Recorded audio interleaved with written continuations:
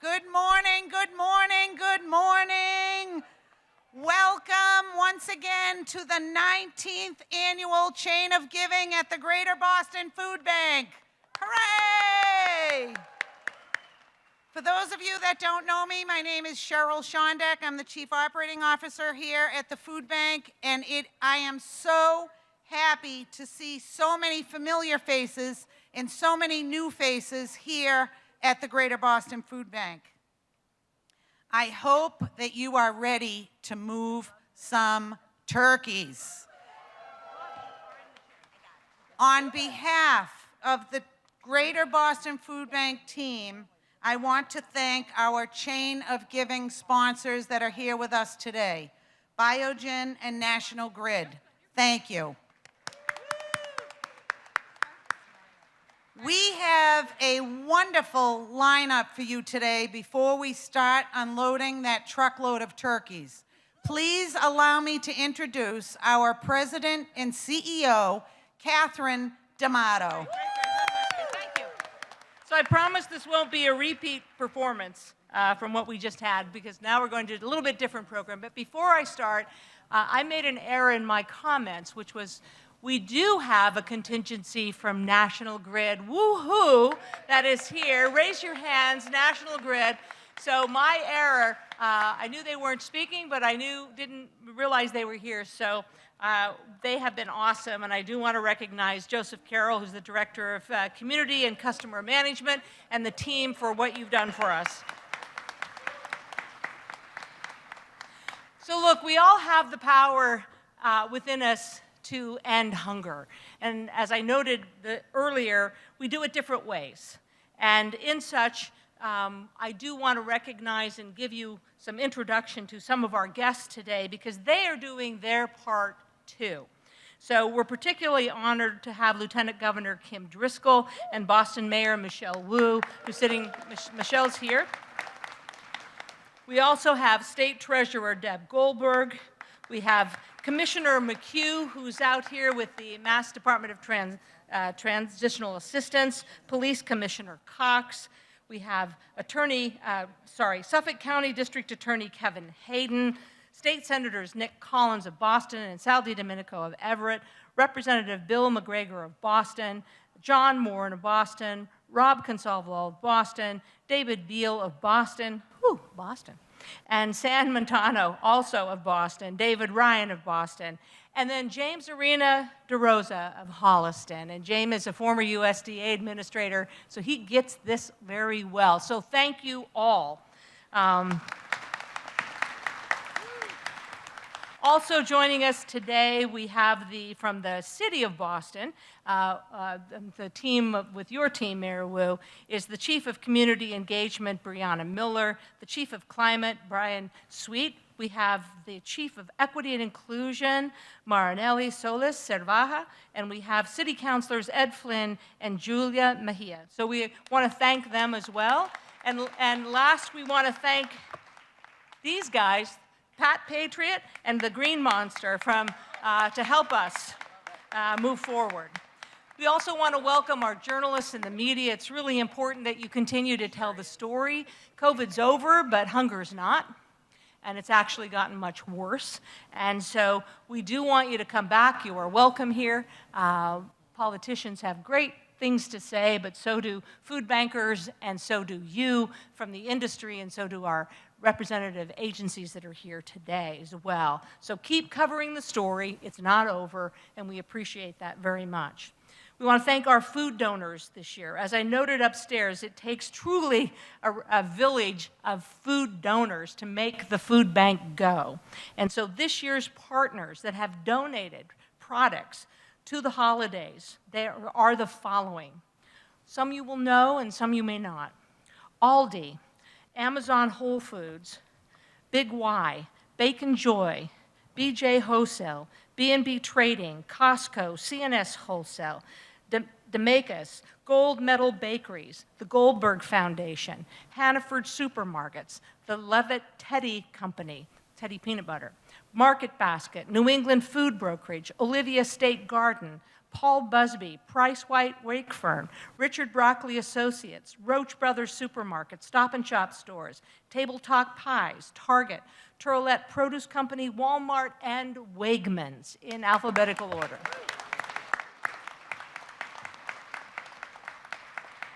You know, as was noted upstairs, we want to also thank the Greater Boston Food Bank team. We have 130 plus folks that are here every day.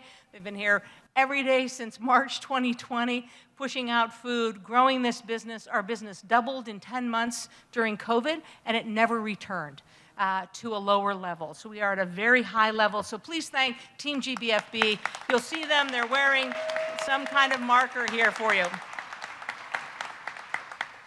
You know, hunger is a big problem. It requires a big solution, which is why we need all of you and why we need various representatives from communities, whether it be food industry or, as I noted earlier, Girl Scouts or volunteers or foundations or utility companies.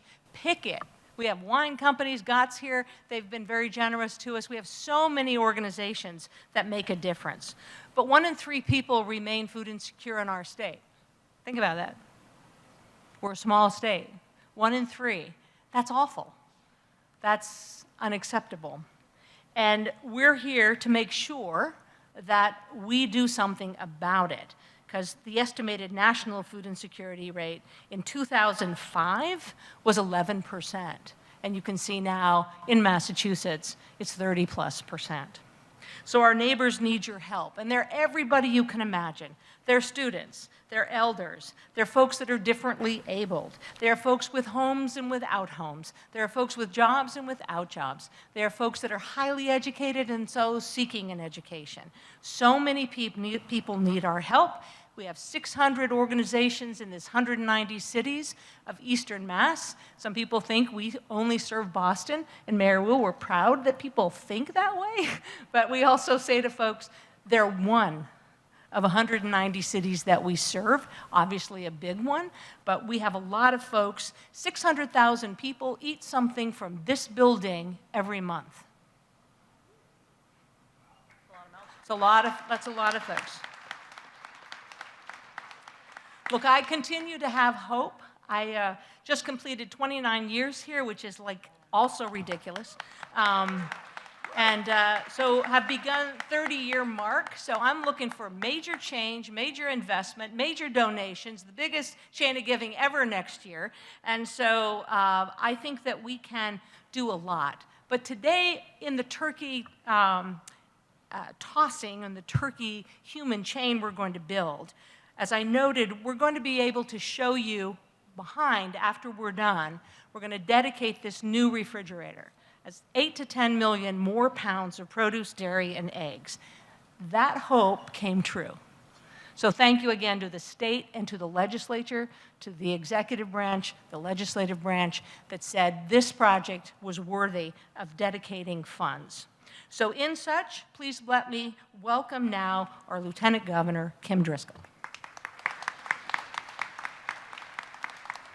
I won't lose your spot. No, that's okay. You're good. Are we ready to throw some turkeys? Oh, no. We're going to move some turkeys out of that truck really fast. We're management. All of you are labor. We're ready to go?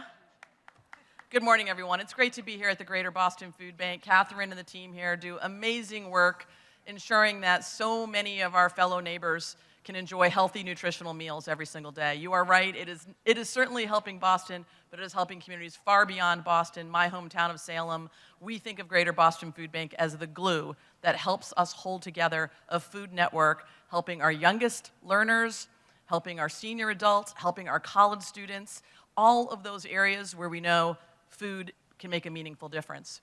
You know, we live in a great state. The governor and I are so happy and frankly grateful to be in these positions. We also know it comes with a lot of responsibility, and ensuring we have partners when it comes to food security is key. We count on Greater Boston Food Bank as a leader in this effort. We are a leader when it comes to food security as a state. We are a place that is high cost, but I like to believe we care about our neighbors and lean in to make sure we can do more. And this amazing organization, all of you who are supporting it, are proof of that.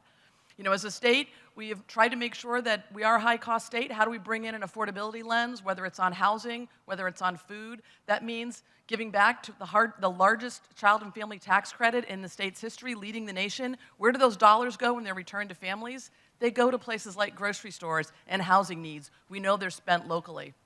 Just last week, we awarded $25 million in food infrastructure grants across this entire Commonwealth, doing things like building freezers to support food pantries and other ways that we can have a food-secure environment. Look, I also want to congratulate our Wellesley Girl Scout troop, who are winning the Nally Award later, which will be brought up here and recognized.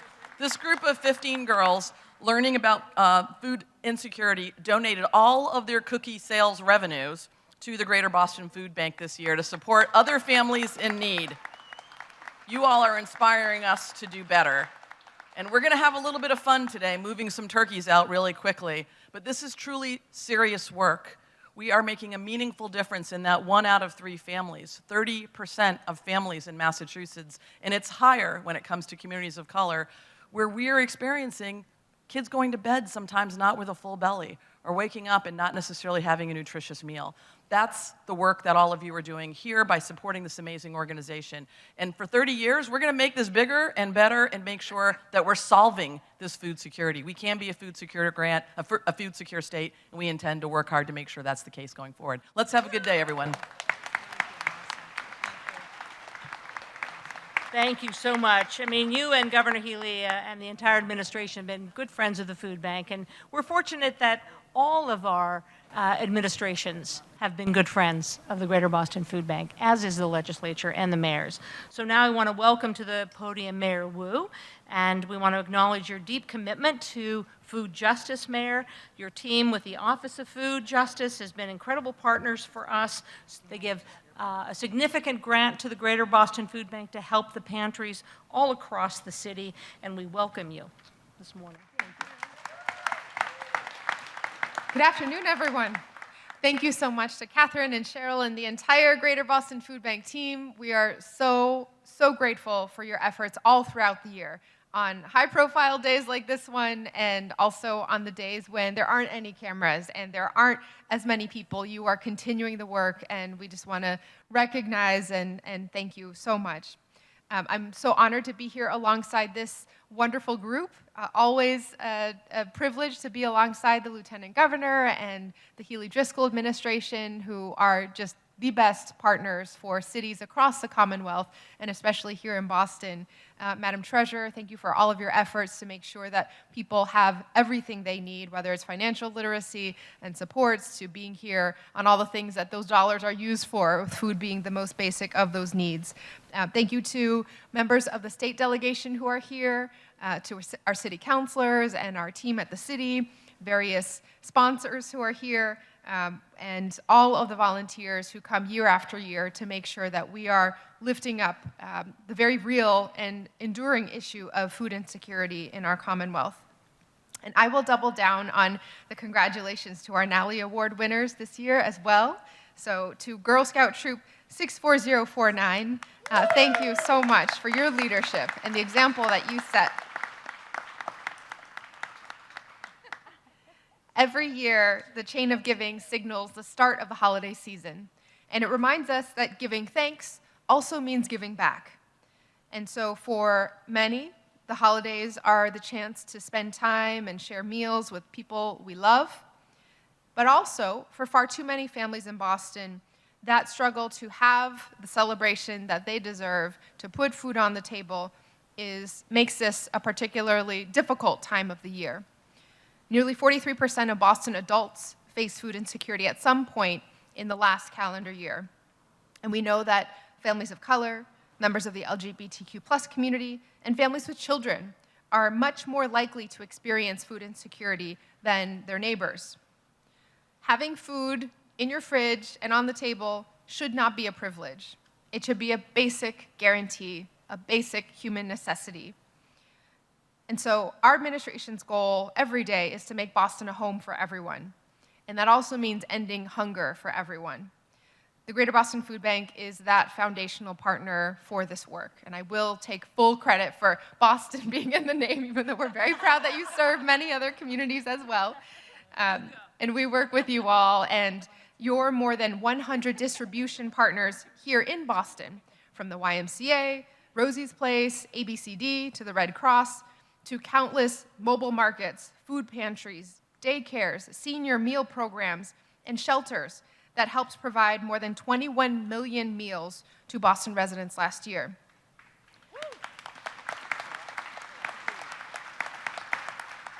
We're also doing everything we can in partnership with our city councilors and state legislators and partners to supplement that work at the city as well.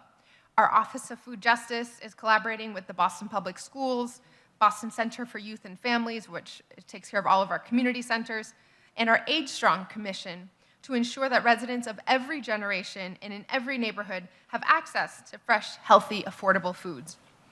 Boston Public Schools provides 60,000 locally sourced meals to students free of charge every day, much of which comes from local farmers in Massachusetts and in New England.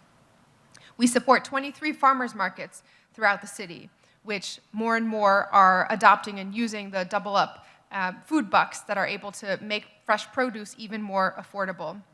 And the work that our Age Strong team does to help older adults enroll in SNAP benefits and get meals delivered straight to their homes is making a difference for every generation as well. So we are laser focused on the work that we still have ahead of us here in Boston, and I want to thank the Greater Boston Food Bank for continuing to push us to do more, to set the example, and to show that this is a community effort that's going to take each and every one of us. So thank you so much for being here today, and thank you for being there every day for the residents who count on us. Thank you, Mayor. Mayor Wu's example of one mayor, of which our Lieutenant Governor was a former mayor in Salem. I think, Kim, you had the first food insecurity task force in the state. So those are the kinds of things that we see across the 351 towns in our state. And we can make Massachusetts hunger-free. I always say we're so small. This would be an impossible task or very difficult for California or Texas or Florida or New York, but we can do it. So why do we recognize young people? Because they are the hope. They are the future. They are going to inherit what we see now in our country, and they're going to inspire people and bring them forward. And the Nally Award was established in 2006, honoring Danny and Betsy Nally, who were just then 8 and 6 years old. And it's a way for us to recognize young people. And this year's award, which I'm very pleased, and I'm going to ask a couple of the representatives to come up, and we've taken lots of photos of you guys, so you'll have lots of pictures to share with your family and friends. But this year, the award goes to the members of Girl Scout Troop 64049 in Wellesley. And they were planning to do their annual Girl Scout cookie sales, and every year the troop decides on a charitable cause, and they chose the Greater Boston Food Bank as their charitable cause this year. So one of the members of the troop, Lais Casita, mentioned that she heard some kids saying they didn't have enough food, and they were hungry, and they didn't know where they were going to get that food. And so the group found this quite shocking. You know what? We find it quite shocking too, every single day. So thank you for recognizing that. And thank you for agreeing to donate 100% of your Girl Scout cookie funds to us. So we thank you for your thoughtfulness. We thank you for your generosity. We thank the troop leaders who are here today, Judith Beswick, who is both a GBFB volunteer and donor. And so we have some other folks. I know a gentleman here from Boston University, also shepherding this crew of young people. So please give a warm hand to Lais and Julia on behalf of Troop 64049 to come up and accept this award. No. We're going to do a photo. We could. Do you want to say something? You don't want to say anything? I have a question. Sure. How many boxes of Thin Mints did you sell? A lot. A lot? Good answer. Okay, let's see. You want Someone's. some more? I'll buy some. So here. There you go. Woohoo! Let's hear it.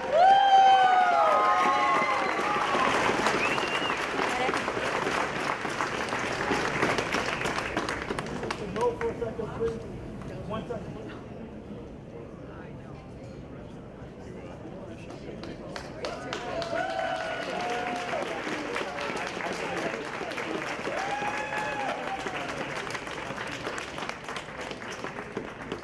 Hold on 1 second for TV.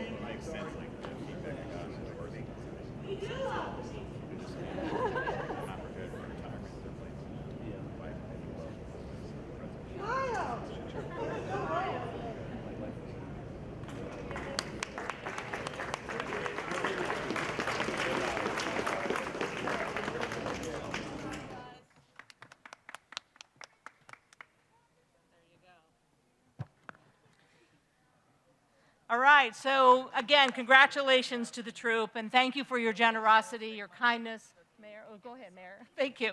And to our Lieutenant Governor for asking for that. It will matter to have all of you recognized, so thank you so much. So now we're going to get started. This is where we ask everyone to form 2 lines. I think there's directional tape there for you. We have blue tape on the floor to guide you.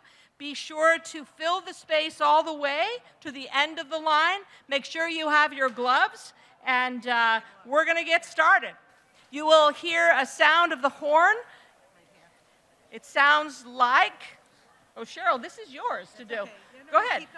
So Cheryl's going to sound the horn for go, and that's when we begin passing turkeys down the line from the truck to the freezer. It'll take about 15 minutes, and when the last turkey leaves the truck, you're going to hear that horn again.